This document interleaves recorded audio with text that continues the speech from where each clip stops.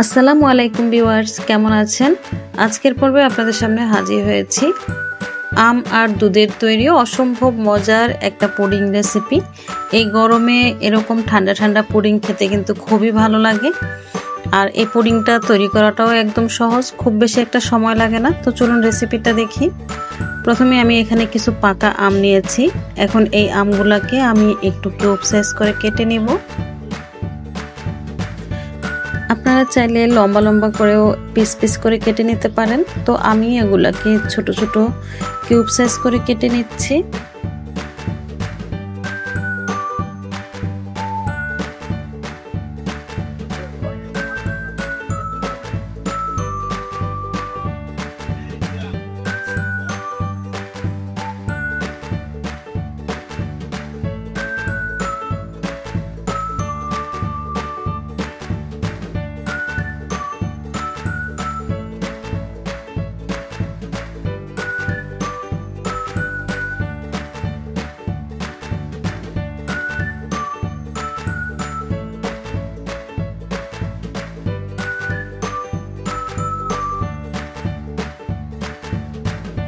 তো দেখুন আমগুলা কাটা হয়ে গেছে। এখন এই আমগুলো আমি একপাশে রেখে চুলায় একটা প্যানের মধ্যে দিয়ে দিচ্ছি 2 কাপ লিকুইড দুধ।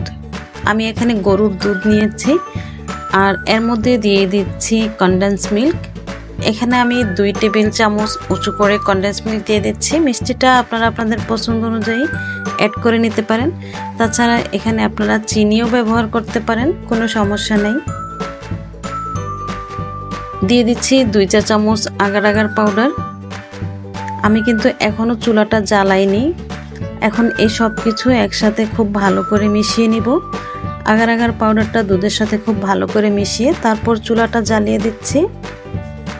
আর দিয়ে দিচ্ছি 1 চিমটি লবণ।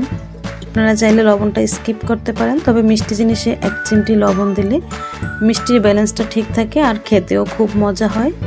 তো সব কিছু একসাথে ভালো করে নেড়েচেড়ে মিশিয়ে চুলাটা জ্বালিয়ে তারপর 2-3টা বলক তুলে নিব।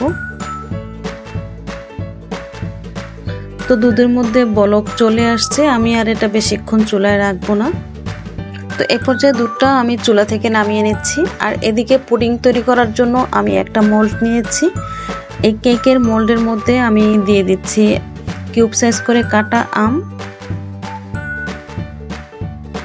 কিছু আম দিয়ে দিচ্ছি।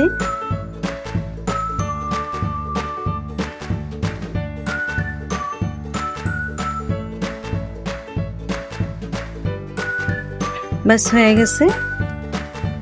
এখন দুধের মিশ্রণটা দিয়ে দিব।